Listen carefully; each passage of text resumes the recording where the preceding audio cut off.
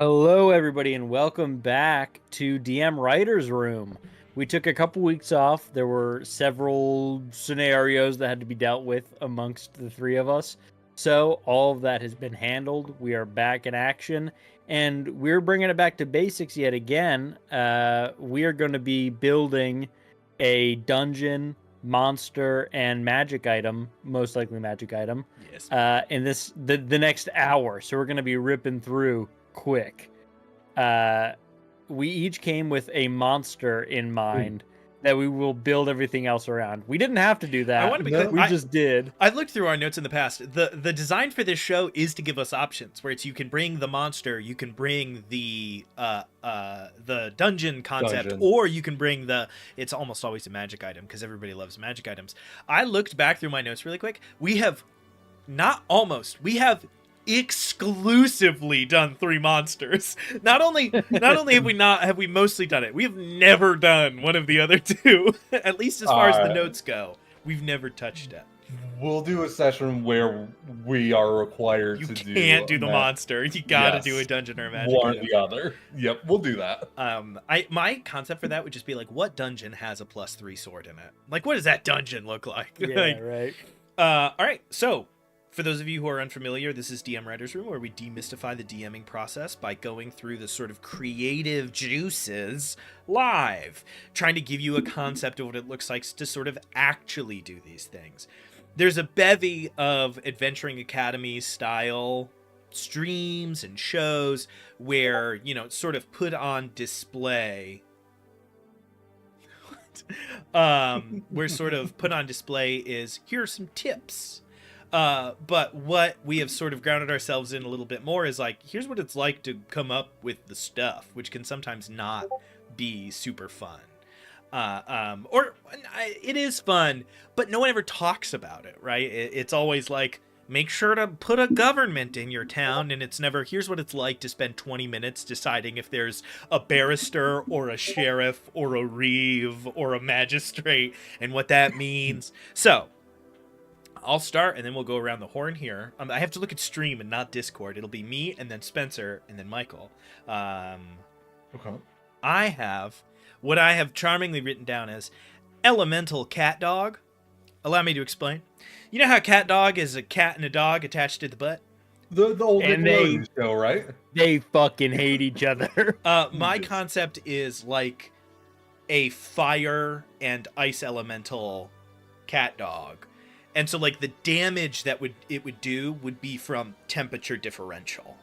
Or like an acid and water cat dog. And the damage it would do, I don't know how those two things interact, but would be based on, like, the interaction rather than what each individual thing can do. I have a question. Yes. Is it in the form of a cat and a dog, or is that a metaphor? The cat, so we can think of the cat dog is a metaphor. I'm not listen. Okay. If we want it to be a cat dog, I won't say no, but it is only meant as a metaphor. I already have a name for the monster if we go that way, and it is Gemini. The two-faced being, very fun. Pretty good. Okay, or we just call it cat dog. I just felt good about it. I was thinking it over. All right, fun. Spencer, you're up next. I do want to say, normally I check our aspect ratio before we go. Spencer, you are yoked as hell in the aspect ratio today. For those of you watching, you may have noticed by now, in Discord, and we're all roughly the same size. In Streamlabs, every once in a while, Spencer's just yoked. And we can't figure out why every now and again. It makes Spencer fucking 9 feet tall. It was meant to be that way. That's accurate. My concept, it was actually twofold. I had sort of a monster idea and a location idea. The monster idea was a twist on the Death Knight. Nice. So it would be, instead of like an evil, fucked up undead knight, it would be more of a lawful variation of that. Why are you fighting a good undead, like, revenant, essentially? I don't know. We would have to work that out on our own. Well, you didn't say good. You said lawful, and I think that's an lawful. important Why are you distinction. fighting a lawful thing? He's got something he's doing. So that's that. And then the dungeon would obviously be the crypt of this night. Mm-hmm. Or its lord, I guess. and this has been there as a guard for that. Well, anyway, that's my thing.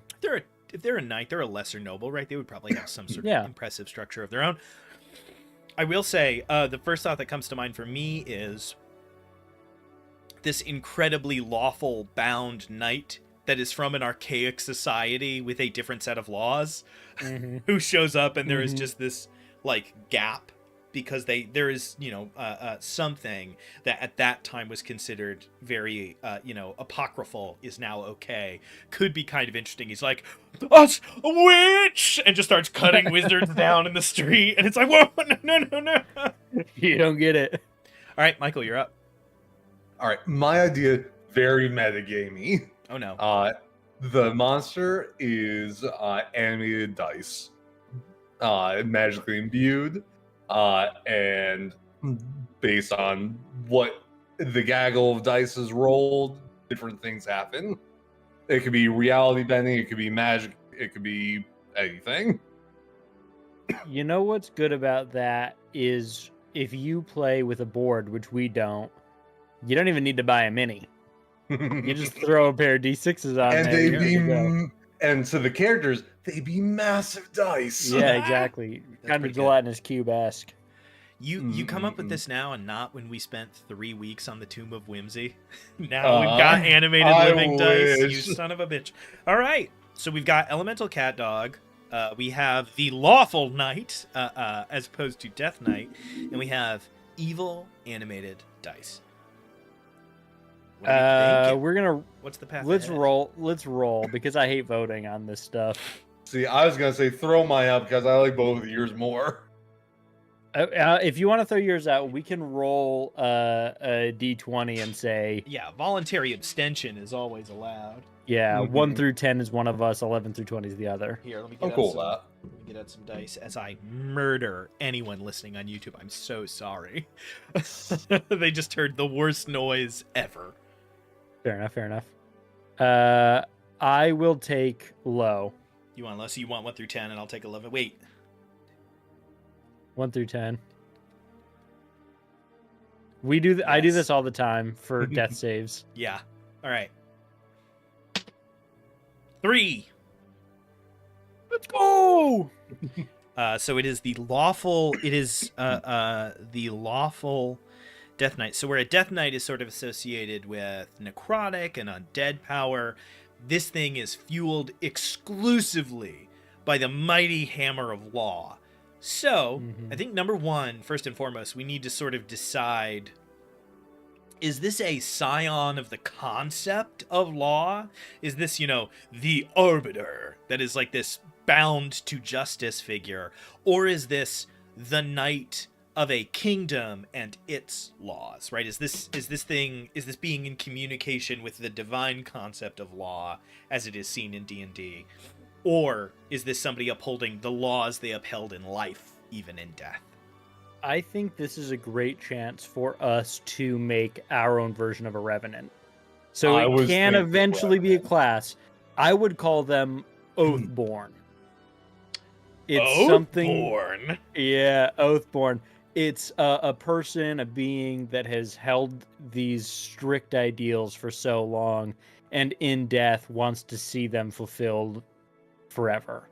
Sequel to Bloodborne just dropped. Weird. Oathborn. Yeah, Oathborn. What the hell? Okay, Oathborn. I love it. I love it as a potential, maybe in the grand world of Prospector Fadia, a little playable jam, a little subclass. It's not bad. All right. For sure, they get what is it? Not Radiant Smite. What's the nasty one? Branding Smite. This boy gets Branding Smite level 0. This dude comes out of the creative womb with that. Okay. Yeah, some givens. You've got smites. You've got likely resistance to certain damage types. An aura, always fun. Aura's good. Smites, aura, yes.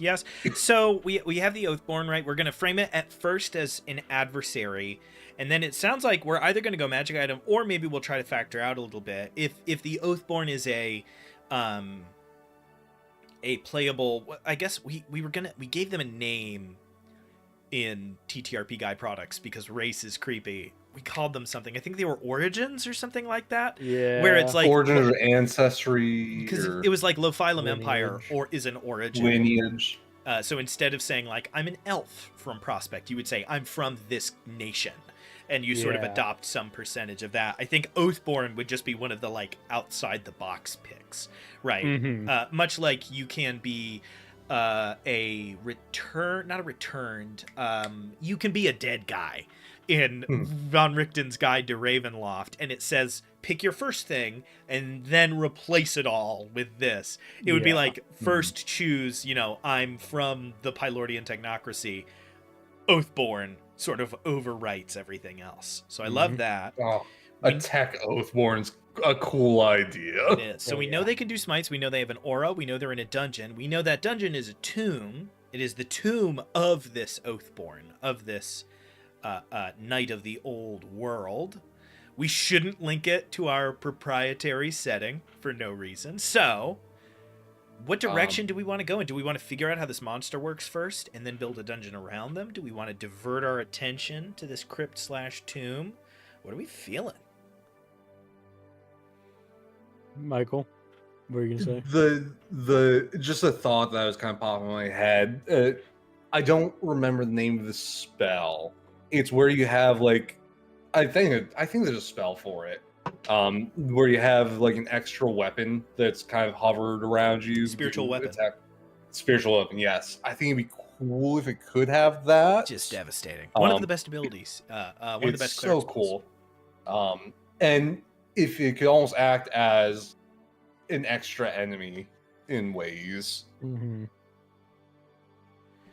Yeah, so something we can do that we've done in the past is we can sort of think of two tiers of the Oathborn. No matter what, we want it to have the potential to have allies, because D&D is never built for you to fight one monster. It's always built for you to fight, excuse me. Typically, for the record, the real answer is either one less or one more monsters than there are players is the goal, right? If you have a group of 4 players, you want to be fighting between 3 and 5 monsters. Action economy-wise, that math just always works out. Unless you're using like minion rules or something where, you're slashing your sword one time, you do enough damage, you kill like 3 dudes. So, we've got smites, we've got aura, we've got a spiritual weapon. We know that spiritual weapon is sort of a spiritual weapon. We can also broaden that, right? We could do just like a spiritual ally, somebody that the Oathborn took, somebody that swore an oath to this Oathborn. A squire. Yeah, squire. Yeah, exactly. An oath squire or a squire of the Great Oath. Is if you want to make it fantasy, this is a little pro tip. Just flip it. Flip it, add an of the in the middle. You're halfway there. So, we know that they can smite, we know they can do an aura, we know they can summon allies to balance out the fight. So that tells me that the Oathborn is probably a little higher CR and is generating some lower level bad guys. What tier of play do we see this in? Is this Oathborn, is it, oh no, somebody's broken into the tomb and now the village is in danger? Or is it a great force has emerged from the crypt of the old oath? The region is in danger? Or is it Waterdeep's fucked? There's this dangerous knight. I don't think it's tier 4. I don't think the multiverse is sort of up to bat. So I think we're kind of tier 1, tier 2. I think so. I agree. It's not tier 4. We could make a cool monster for that with this in mind. Yeah. I think. Yeah. Something that's believed so hard in their oath. It's a fun concept to imagine, like a collective oath. Like I think of I can't remember what the setting is. There's a setting where the lizard men were like wiped out because they were seen as too dangerous. So the thought that all of those oaths of protection to defend the lizard folk empire and to protect their gods congeal into this like incredibly powerful celestial is a super fun thought. Somebody write that down. I'm gonna check out I'm gonna pull up the tiers of play. Any other major ideas sort of kicking around here? Again, idea with the tier 4, the aura would almost be like oath aura, and it would warp the space around them wherever they're standing into what they think is right. Oh yeah, yeah. I can see that. It becomes more eldritch that way. Yes, it does. I Yeah. would We're not doing tier 4, just cool thoughts. to double back. I think that we can have it have a spiritual weapon of some sort, and then in the same vein as the barbarian ancestor subclass, I think we could have that as its summon ability. So it would be the people the Oathborn served with, their spirits come to bear. Or those the Oathborn protected or vanquished or whatever. Yes. So we have more than one summon. There's a spiritual weapon and those things. Sure. Yeah. Okay. So determine the party's experience threshold. Great. Sort of moving through here. So number one choice then, do we want, is this a level, is this for a party that is between levels 1 and 4 that are dealing with a dangerous tomb outside the town of Brimblesby? Or is our party level 5 through 10 and this is some pretty serious shit? I would say tier 1. Here's the thing. We've made a lot of tier 1 dungeons and whatnot. I just think that it lends itself better to one dungeon, one enemy, one magic item than tier 2 or 3 does. Okay. The format is simpler. Yeah, I think you got a compelling argument there. I think most people would agree with you. It's also where most people are playing this game. It is definitely the most common level to sort of be working with. At this point, we've been playing long enough that we pretty much always skip to level 3 unless we really decide we want to start at level 1, but most people are starting at level 1 and sort of pushing through those low levels and stopping at level 10. It's incredibly rare. I think there's only 2 canon 5e adventures that go past level 16. God. It's just unmanageable because at a certain point it's like, well, the wizard can teleport anywhere in the entire plane at will if he's seen it. And he can also see anywhere on the plane with scry. Like, quickly you're like, whoa, wait a minute. Yeah, there's back up. There's some power creep there. Pretty bad, yeah. Okay. I'm doing out a little bit of a challenge rating budget. As a lot of people will tell you, challenge rating math does not necessarily always equate out to a good combat encounter. I will say, I think a lot of people who say that just aren't willing to do the 9,000 steps of math that you have to do to sort of get those numbers to gel. So, we're tier 1. So that means when this thing summons allies, it's going to be summoning 2 to 4 and not more. And it means that the danger posed by the Oathborn would endanger a town. It would endanger a village. It would not endanger a city. It wouldn't endanger the entire region. So that kind of puts some rails on the side. We're starting to get a sense of what the shape of this adventure looks like, right? We're getting a real kind of Temple of Elemental Evil, thing going here. There's a temple outside of town. Recently, the great stone has been pushed away from out front of it, or the great sealed, whatever you call them. I don't know what you call the front door to a crypt. Has been, the Grave Master saw chattered the other night. Strange noises from the cemetery. That kind of stuff is what we're sort of dealing with. So, do we visualize a cult breaking this thing out? Do we see a foolish knight trying to gain aid from an ally of old? Do we see intrepid adventurers looking for the long-lost sword of, Iron Hand Oathborn, the dragon knight that once served in this great town? How does this thing end up becoming a problem? It's the magic sword.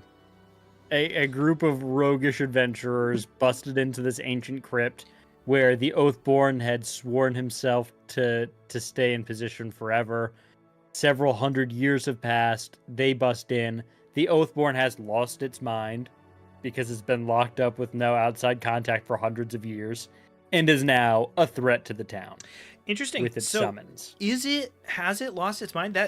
So that's a huge change, right? If it's completely mentally bankrupt at this point, then this gets a lot simpler. It has these sort of oathly devices. My question then would be, is its oath not so then it suffers no risk of breaking its oath, right? When it starts breaking the law and cutting people down, it doesn't lose its powers. Why would that be?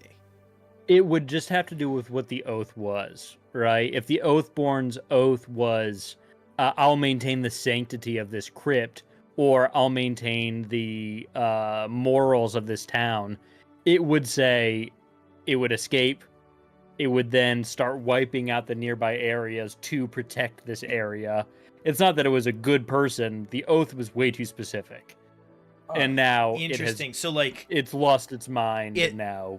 What we could do that could be really fun is it swore an oath during a time of war, and then its nation lost, and so now the people that have moved into the town are from this other kingdom. Yeah. And so when it awakens, it's the oath that it swore was to drive the interlopers of the eastern land back. It wakes up to see the town, as far as it's concerned, in invading force. And starts to go ham. Michael, you were very politely raising your hand, which is not... I appreciate it. I try. I was going to say, I think if we can say what the oath is, that'll really kind of give thoughts of like where to go with this. And yeah, not only that, but I think it'll give us like what this crypt in space looks like, because whatever that oath is, this thing probably maintains the crypt in that sense. That's interesting. Yeah. That the crypt is sort of functional and continuing to be sort of maintained. That's kind of fun. What I do like about making the Oathborn something that's lost its mind is it makes it easier for us to say, and Oathborn is a thing that you can play as. Just don't lock yourself away in a crypt for 400 years. Yeah, it's interesting to think of it as like, it seems like a good idea when you do it.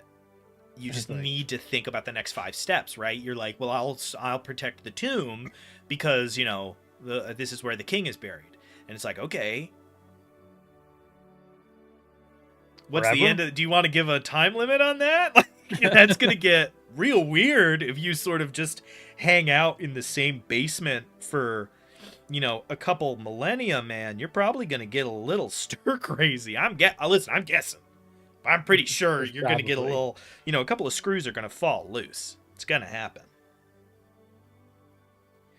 All right. So yeah, I think almost done with my math over here. It is that the opposite village or area, territory, encroached on the lands. It was a time of war.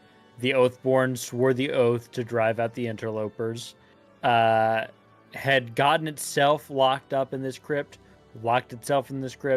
question mark, and has now escaped due to the goings on of adventurers trying to get its spiritual weapon, this great like golden holy sword or whatever, and now it's messing up the town, so you have to go clear it out. I like it. I've got a good range of... I'm grabbing my last couple of details that I need. What level do we see this happening, right? So our theory, the name of the stream is One Stream, One Shot. So it should be a one-shot if it can be. So our party is taking on this terrible ne'er-do-well at either level 1, 2, 3, or 4. Do we want everybody to have a subclass? Do we want everybody to have everything that they're going to have at these early levels? Because that would be 4. I was thinking 3.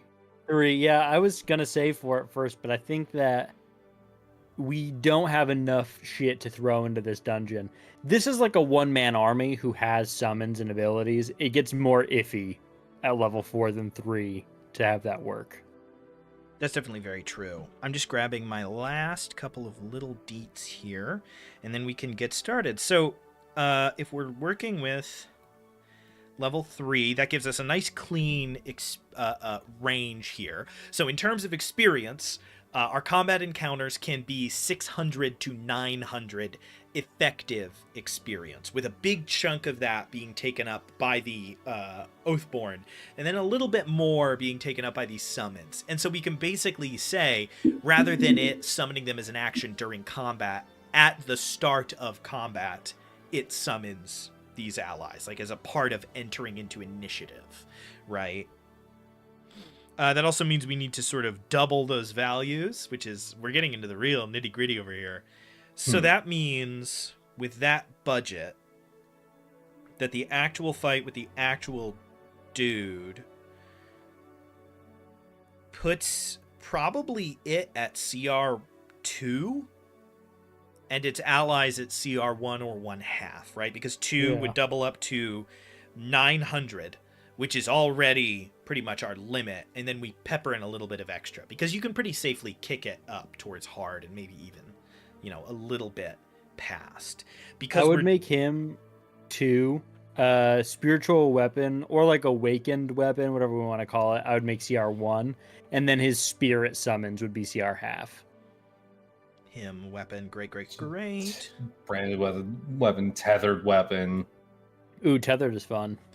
Tethered is fun, especially because we're dealing with law, right? So tethered, sworn, these are the kinds of words that we want to sort of keep. And then after killing him, the weapon becomes untethered. You pick it up. You have to attune to it, obviously. And then you have the tethered and untethered stat blocks. After you've sworn an oath that you've upheld through various whatever, it becomes tethered to you. It speaks, it does all that cool shit, Absolutely. Yeah. That's a great idea. So we go into this tomb, you fight, maybe there's 1 or 2 more fights, there's 1 or 2 more obstacles, so like probably some traps, that'll be fun. And then you have this large fight at the end, and we know exactly what the shape of sort of that larger fight is. At the end of this, it seems like we are sort of pointing towards kind of an alternate origin or a custom origin of the Oathborn. Do we see it that way? Do we see it more as a subclass? We don't have the time to make a subclass, but we could sort of outline the themes. Alternate origin for sure. Okay, great. So, in that case, I think that it is time to take a little peek-see at sort of what our bad guys here can do. So we have a CR2 Oathborn. That means he's relatively nasty. I think that kicks him up a proficiency bonus. If memory serves, I think that puts him at a +3, which means that he is going to be dishing out a little bit more than some of our allies will. Actually, no, you don't go +3 until CR5. Oh. Yeah, much later. Wow. Yeah. All right. I think we've made this statement before. Let the magic item that you're gonna get do what it can do now. A fun idea based on like what he's trying to do. He's trying to ward off, keep people away from this spot. I think it'd be cool if this weapon has like a knockback feature. 3 times per day, you can make a person save to get knocked back 5 or 10 feet. Sure. It could be knockback, or it could be a minor version of Sentinel. Sure. If you take an opportunity attack against somebody 3 times per day, you stop them in their tracks. Very interesting. Like I think they're nightstand or whatever. Yeah, I think they're both solid. I'm also thinking, like maybe knocking somebody prone. We have all these things. We have all these summons, and I want them to interact with the Oathborn in some way. So I want the Oathborn to be able to do something to somebody that the summons can take advantage of. So, that could be prone, that could be dazed, paralyzed, confused, right? The Oathborn sort of inflicts something upon them, and that allows their summons to be more helpful, right? It makes it so that whoever's on the front line is sort of actually in a decent amount of danger. One of the thoughts that comes to mind from Fire Emblem, of all things, we have these summons, and we're going to have spellcasters and distance fighters. We're in a tomb, so we're going to be fighting in narrow hallways. I kind of like the idea that they have a distance counter, right? When struck with a ranged weapon, the summon can disappear from where it is and appear within 5 feet of whoever attacked it. Is always one that I think it's fun to jostle a party that is used to always doing the same thing. And those kinds of short range teleports are great for that, especially when you have these kind of incorporeal things. It can really make sense. That's just an early idea, though. Happy to take anything else. Like it. So this Oathborn's main function is they are sworn to protect from interlopers, and they are sworn to protect somebody. Is this person so very important that it is a king, or is it a duke, or a lord? Like, who's buried here? Is it this knight? Is the knight protecting the land? Or is this knight posted up in the crypt of the duke, you know? It could be, say, like a holy ground. I think a fun one would be the captain of their order is interred here. That way you can drop information about who these people were and what they were doing through the dungeon. Okay, captain of order, I love that. That's great. Oh yeah, the oath that's been taken is on the crypt door. Yeah, you see that, you solve it and it opens or whatever, you know? That's cool. Yeah, so it sounds like some version of Sentinel then is probably the move, right? Yeah, I think some version of Sentinel where like they can't leave because then it's, you know, focus on me, you can't get past them, right? They are the wall. I love that. Can I... So, Sentinel, Diet Sentinel. Yep. I would like to pitch then one of the things that makes it Diet. What if they sort of enter a stance or something that makes it so that they have more than one reaction? Right? If they're meant to defend somebody regardless of the number of people attacking, we could give them something where it's like knightly stance, or you know, the we can give it some like martial logbook name, like the asp fights the mountain or whatever. Yeah. And it falls into a formation. All ranged attacks against it have advantage, but it has 2 reactions or 3 reactions around now. That's like, pretty cool. Or instead of only attacking when you leave its range, it can now attack when you enter. Something like that, right? It immobilizes itself and becomes much more dangerous to the people in melee with it. What'd you say, Mike? I didn't catch it. Stonewall stance. Yeah, Stonewall stance, something like that. I think would be fun. I like the idea that this thing locks itself in place and these summons are doing the moving.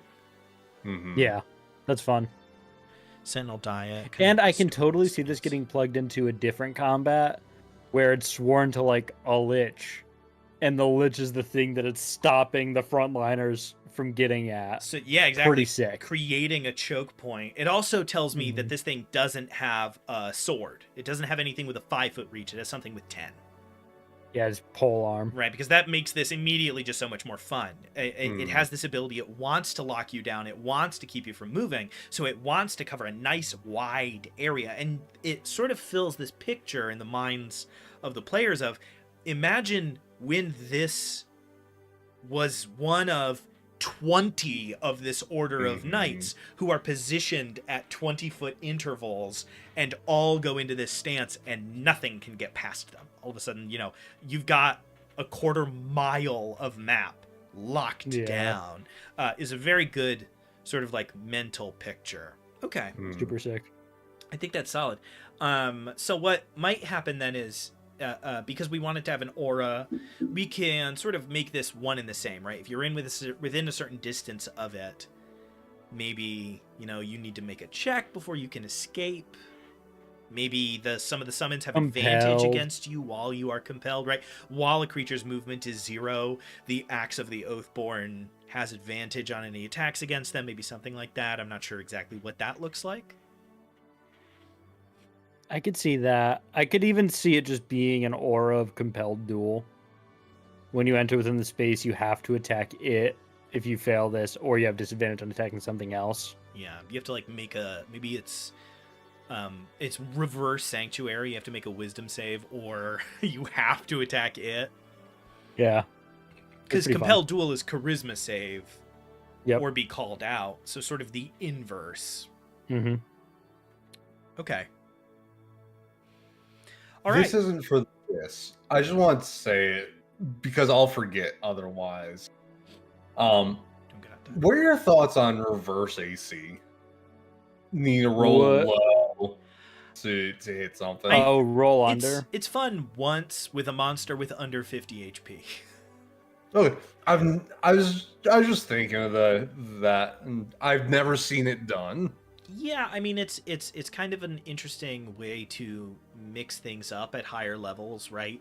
The way that it's so funny you say this. I was actually thinking about this the other day. The way I think it would work is it would work like the shields in Dune, where if you come in too hard, it doesn't work, and if you come in low, it doesn't work because you get blocked. So I kind of like the idea that there is a range you have to hit.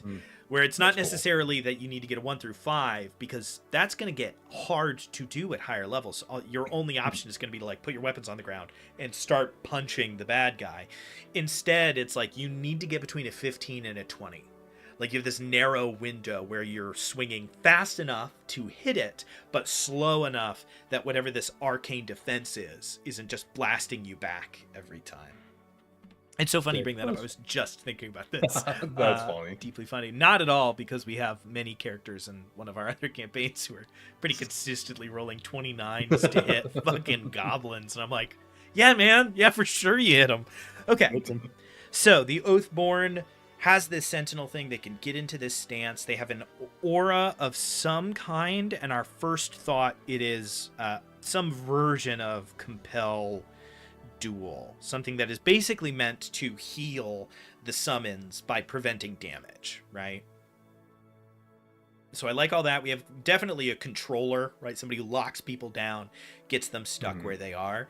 I don't think I know it has these abilities, and I know it has hit you with an axe and smite if you do something wrong. I don't know what that thing is wrong, right? If a creature has 0 movement speed, it can smite, something like that. I'm not sure exactly what the structure of that is, because it can't just be it has a smite every round, because you're gonna the whoever's in the front line is going to live for 9 seconds of this fight. If it gets around you, or if it gets around it gets reaction smite. That is pretty funny, because you would only face that consequence once. The monk rushes past, dodges the opportunity sentinel attack, and it bonus action smites.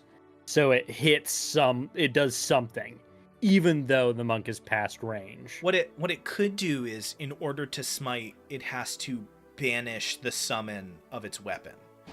And then it right? down. Is that anything? Does it I can see that. Is it eating away at the health of the summon? Like, is the summon basically function like Spirit Guardian, where it's like the summon has 20 health every time the knight uses the smite action? Its health goes down by 5. Yeah. Until eventually it is unsummoned, in which case it loses access to those. Just a thought. I can see that. Even if we didn't want to go that complex, having it be, it's just no. It's a good point. You know what I mean? It's fair. It could be. It costs him life. Opposite lay on hands, right? Yeah. You get past. He burns 10 HP. You take 10 HP because you've broken the bulwark or whatever we wanted to name it. But it only happens once when you get past his range that first time. So the monk isn't going to take 20, 10, 10, 10, 10, and then monk dies. Monk just takes it once. Yeah. Okay. We can always circle back to that one. What else? Yeah. We need like HP and AC and stuff like that. But that's sort of baked in. When we get into... So, designing for other games is a lot tougher than Dungeons & Dragons. This guy's AC is 18 because he's wearing plate armor and he has a glaive. And it can't be anything else. Yep. Probably low HP because of that. Yeah, it has a... it depends. It could just be his thing is that he has a lot of HP.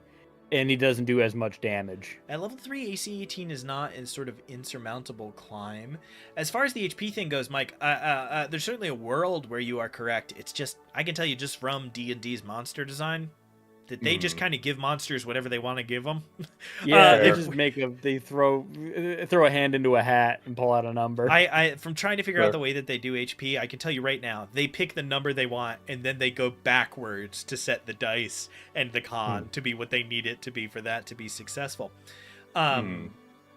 So I'm starting to our visualizations of this fight are starting to drift apart, and I want to sort of call that out a little bit here, just so that we can kind of swing past it. So we're talking about AC, we're talking about health. I'm starting to see a picture develop where, like, it has this summoned weapon. It can smite as long as the weapon is still summoned. It has AC 18. As long as its squire is summoned, its AC is 20. When the squire dies, its AC drops. When the weapon dies, it loses its thing, to incentivize taking care of the summons first, instead of just going, wait, when we kill the big thing, the summons are going to drop. Why not? Ignore them. Who cares? That's fun. I see, because we're trying to really tie this to paladin spells, and I'm thinking, like, Shield of Faith is that +2. Smite is attached to this concept of magic weapon, the summoned weapon. Externalizing is fun. And so it's interesting to think that it has these things, and as they are dispelled, the magic keeping the Oathborn alive starts to kind of shake and get dispersed. That's the picture that's starting to develop in my mind. It sounds like, Spencer, cool. The picture that's developing in your mind is this guy is dangerous, and the summons really are just, and this is not bad, the summons exist to distract and to try to pull focus, rather than as something that is empowering the Oathborn, right? The Oathborn is not empowered by these things. It summons them to split up the battlefield. So I like yours as a high concept better. I think it's way cooler to externalize paladin powers. So that gives us this option, right, to have this sort of Shield of Faith thing. How do we... And that's not too hard to narrate, right?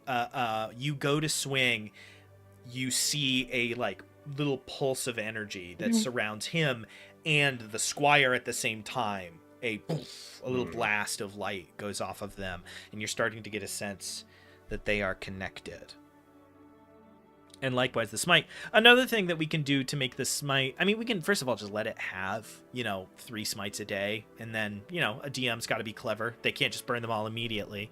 The other version of that is they can only smite while they're in this stance that they have, right? So it basically just is like, hey, don't stand in front of the knight in its cool fight you stance. Like, that's a bad idea. I don't know I can't help you with that. Yeah. And people will stand in front of the cool stance. The barbarian's gonna go, hell yeah, I'm gonna go fight that guy right now. How it is. Good old fisticuffs. Yeah. So I like this, and and you know what that does? That really strongly motivates Aura Compel Duel. That knight doesn't want you to look at those summons. It doesn't want you to touch those summons. It wants you to ignore them as much as possible. So having that like focus on me is something that is going to be important for it. Enough that it'll focus on me. I'm going to smite you now before you kill my summoned polearm or whatever. So I think we've actually got a pretty good idea of what that Oathborn looks like. So they've got about AC 18, 20 in bad situations, which is quite high for level 3. I want to be clear. Health-wise, we're talking about CR2, so I'm going to totally wing this before I look it up. I'm going to say that's like 52 to 85 HP, somewhere in that drastically broad range, I think is about I believe the lowest I've seen is 26 HP. At CR2. Yikes. For a priest. Hurtful stuff. Can you imagine being a CR2 bad guy? I was thinking about Spencer, HPs I'm looking at 52, 38, 39, 51, 50, 31, 52, 65 for a bandit captain for some reason. Wow. Demon Monkey 52, Berserker 67. Gelatinous Cube 84. Dang. Wow. So I will say this, Spencer, we've between the two of us, we got a pretty good working knowledge of monster health. Yeah. So I think that we can probably stick. The Clockwork Hound is coming in at 71, but that's a little bit bigger than we're doing. I think that we're gonna want to be in that like 40s, mid 40s, low 50s range, 42 to 51, somewhere in there. I think let's have with the 51, and we'll play test it and see what he feels like. What are you gonna say, Michael? Before I was thinking about it. it almost feels like we could make a whole class out of it. It's not a subclass, like a class, and the Its own thing. And then the subclasses are type of oath. It's an oath of strength, an oath of protect. The defender. So close to paladin. So close. It's very be a very paladin. Delicate little line here. Yeah. It would probably this like intense legalese. It would probably be like an intelligence-based paladin class. Yeah, I mean, I certainly could see sort of a different take, right? Kind of what the sorcerer is to the wizard, this would be to the paladin. Yeah. It's very knight-esque. I don't even think they'd be a half caster. I think they'd be a quarter caster, like Eldritch Knights. I think they would get like a couple spell slots, but even then, not too many. Their stuff comes out of their stances and their whatever their like extra weapon ability is. Battle mastered in.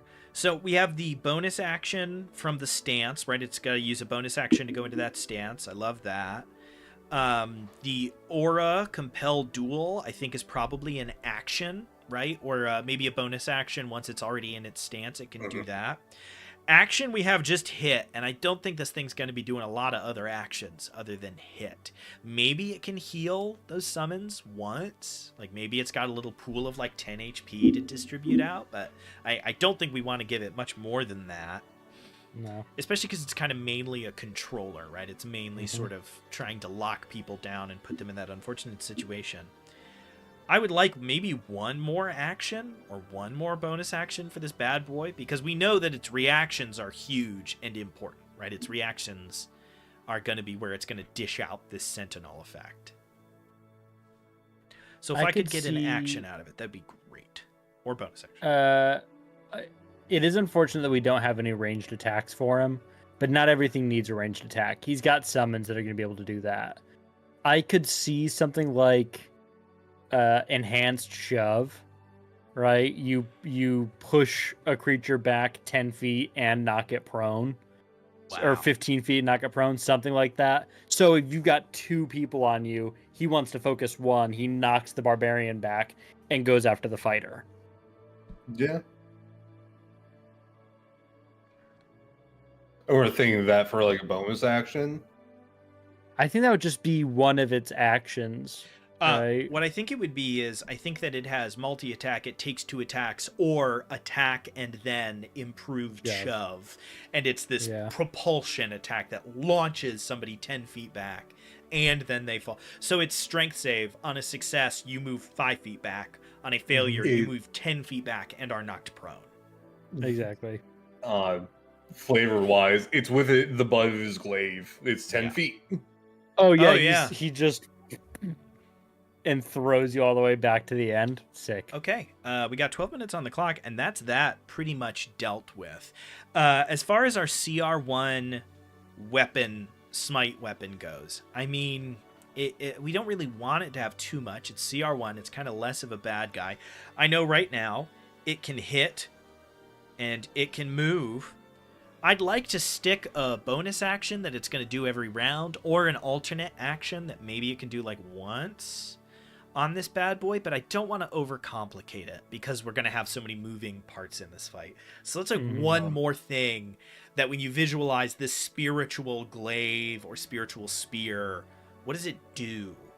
Outside of stab someone with its magical glowness and be able to fly, both of which are pretty good by themselves. Cleave. It can hit more than one target if they're within a certain range with one attack. Right? Okay. The 2 casters are standing next to each other. Drops in the middle. Hits both. Okay. Cleave. Do we... Because we're calling it a tethered weapon, do we want to put a range on how far it can go from the big bad? Yeah. Pretty it probably safe. has to stay within the aura, right? Yeah. It's like 10 feet, 15 feet. Mm-hmm.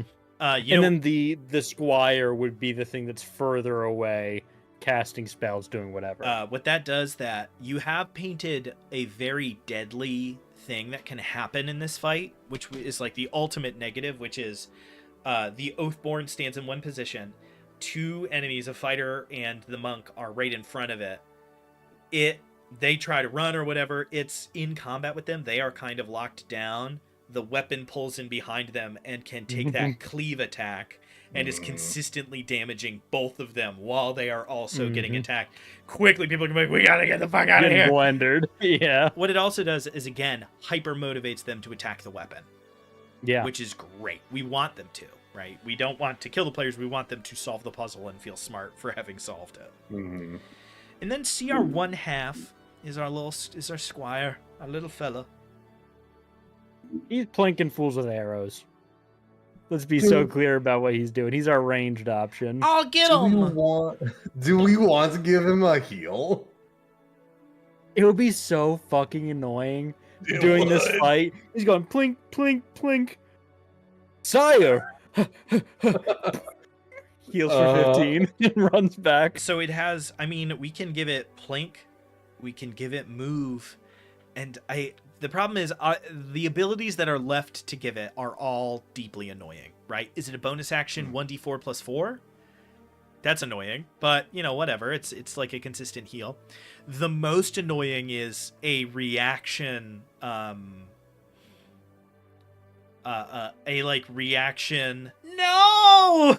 It takes the damage for an attack that's going to hit the Oathsworn, or like splits the damage. Like what's that one bond spell that does that, where you both take half? Warding bond. Yeah, no, and it warding bonds, and it takes half the damage instead. It would be Another so. thing. Get down, sire. As a barbarian, I'd be the maddest person alive. But I'm not. Is that a problem? Is that something we're trying to avoid, or is it fun to have this guy be like, "Stop it"? It would make us want to hit the squire instead, which is good. Sure. The other thing it could impose like disadvantage. Fuck. What? So I'm trying to find the right balance here, right? I would like for it to have one more ability. I would like for that ability to be annoying. It can't be silvery barbs annoying. It can't be no one's allowed to crit against my master. Like that's too mean. The flavor of stand behind me, sire, is incredible. But I think that utilization wise, a 1d4 plus or 1d8 plus 4 heal makes more sense and will make people want to kill him faster. Yeah, I also like it because it's on our lowest CR guy, so it's the one that's going to go down the fastest, is the one that can heal everybody. He gets 2 heals in and he's gone. Maybe. And also that makes it so that the Oathborn AC drops nice and fast, which we want. Yeah. We don't want to keep him at AC 20 the whole fight. It's going to be miserable.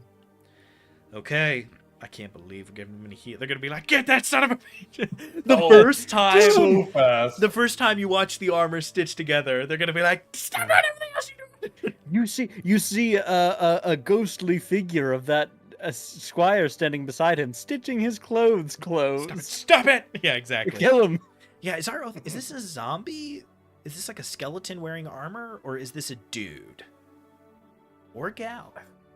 I think it's a dude. Yeah, this is just a person. But the squire is the squire's a spirit. Yeah. That's for damn sure. It would be so fun to in the box text for this one shot, just writing a bunch of shit in like Beowulf Old English. And just putting it in box text is like, here's some of the kinds of things this knight would say. I think is so funny to have the knight be like, "Prithee ought thy attack thine masters." You're like, what the fuck? What? Where are you from? More flavor-esque. If we were to make it, the squire's, it's his skeleton, but wrapped in like a golden corporeal of what he was. You drop him, and then the bones clatter to the ground. The skeleton falls. That's cool. Yeah, it's fun. So I think the only thing left is the magic item, which you've already sort of done a bit about. Yeah, so for me, I did want to say, so when I visualized the dungeon, I don't think that it's that. I think it's trap at the front entrance, fight a bunch of undead who are themed around radiant damage, another trap as you get into the deeper room, and then either the fight happens then, and this is a 4 encounter bad boy, or the trap is also a puzzle, and it's like 4.5 encounters, because it's like, you know, you have to say some oath. We're getting dangerously close to Matt Colville's Delian Tomb here, so I don't think we can do like, speak the oath upon the altar. Me and Michael haven't studied the. We have not. Oh, you got yeah. It's The just a very famous one shot where you have to speak the oath of a company of knights to gain access to a secret room. Like it's a very Yeah, we can't do that. it's just a very well known one shot. So trap, little undead fight that have some radiant damage. Another trap, fight these dudes, and then when these dudes die, maybe you have to run. Right? Maybe you got to leave. Maybe there's like a little skill challenge to get out. Maybe something like that. Doesn't need to be. Maybe it's just 4 encounters. 4 minutes on the kill clock. him. Kill him, and then the captain, the knight captain's actual grave. You have to go up. Your thief can lockpick in, and then you get 1,000 gold pieces or whatever the fuck you put in there. I think a skill check afterwards, like the captain's Kree falls and some dex thing. But I think all that is somewhat beside the point. Getting some gold out of that dead guy's vault is as fun as anything else, especially with the knowledge that they were like weirdo fascists. Isn't a big deal. We have 4 minutes. What does this sword do? Sentinel light. That's number 1. Sorry, Thrice per day. Is it dead guy's glaive or is it knight captain's weapon? This would be the dead guy's weapon, because you've already introduced it as this cool thing. I'm always, for the record, so excited to give a magic weapon with reach. There's like none of them in 5e. So a magic spear, magic glaive, please. It'd be cool. And like we said, if we could give the non-tethered and tethered version. Yeah, I mean, we were at double stat blocks. Something I'm tempted. It's extremely powerful at this low level. One of the things I'm tempted is it gives you the ability to go into, the Lawbringer's stance. You gain 2 reactions. Your movement speed is 0. It makes the weapon very narrow in scope. Yeah. So it's like for a martial class who plans to take Sentinel, that is up in the fight all the time. Makes it a very narrow thing. So I think it has to have that and a +1 or something. Or maybe is it just this weapon has 3 charges. You can expend the charge to perform an extra reaction on your turn if we don't feel like locking them in place. I think lock them in place. I love a magic item that makes people go, I'm going to build something around this. My character gets this thing and during downtime is practicing to become a sentinel so he can use this item is always fun. Mm-hmm. Yeah. So then a +1. Bing, bang, boom. Bonus reaction and a +1. We're at just the right level. This is an uncommon weapon, and I think it's uncommon permanent. And for some of the people who are like, well, it seems I do think it is uncommon, right? It's just a +1, and it has this ability, but this ability is like there's like 3 situations you're going to use it in. It's we're about to get attacked through that doorway. I walk up to the doorway, and for the first time in the whole campaign, I go into that stance that I saw that other guy in. Or like Spencer said, somebody gets this weapon and goes, I'm about to make this my entire personality. And now they're a fighter with Sentinel, and they got 2 reactions, and they're the happiest camper in the world. They get to lock down as many people as they want. They take Polearm Master at level 8, and it's all over. It's all over. It's done. Your campaign has been brought to a screeching halt by this dude. And for that person who's min-maxing it, when it becomes tethered and it starts speaking to you, you've trained for dozens, hundreds of hours with this weapon, and now you're talking with it. Sick as shit. It rules. Speak the oath. Yeah, exactly. It's going to be great. We are definitely out of time. This is where we talked about making a sort of origin for the Oathborn. We can pick that up next time. We can do that off camera. My first sort of like knee-jerk reactions to that, number 1 is I'm just so curious of like, is there an amnesic component, right? Do you purge yourself of all but the law? Like, whatever oath you've sworn, do you, so that you are not tempted by the memories of your past life, do you blank yourself? Or is it a, like, undead, like you said, is it like Revenant?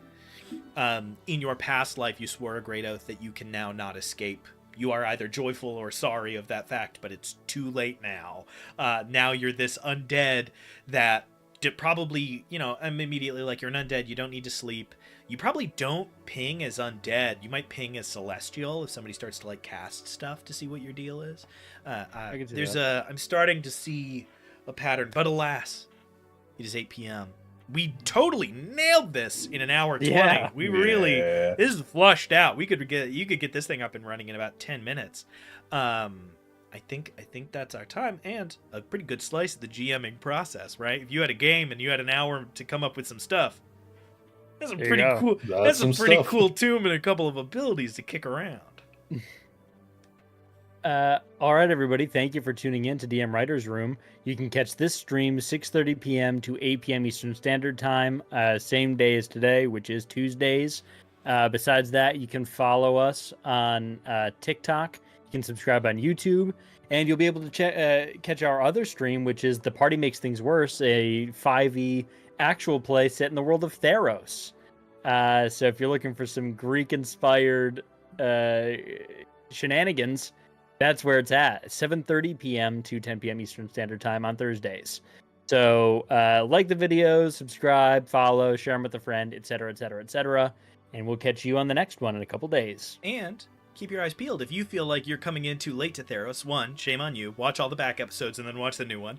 That's, I think, impossible at this point. It's like 60 so episodes. Many. But if that seems a little bit too intimidating, we are about to not only start a new series sometime in probably the next month, 2 months, I think. It seems like we're in that sort of territory. Yeah, within the next 2 months for sure. And we will be sort of shortening our format. So rather than having to accompany us along 2.5-year-long quests to kill gods of the sun, we'll be sort of cropping that down to something you can watch, in a couple of days, enjoy a little bit more, and we can, try to get a couple of different games, maybe a couple systems in there. Who knows? Couple systems. I don't want to tell tales. We'll see. Okay. Spencer already said bye, so now I'm going to say it. To all you now.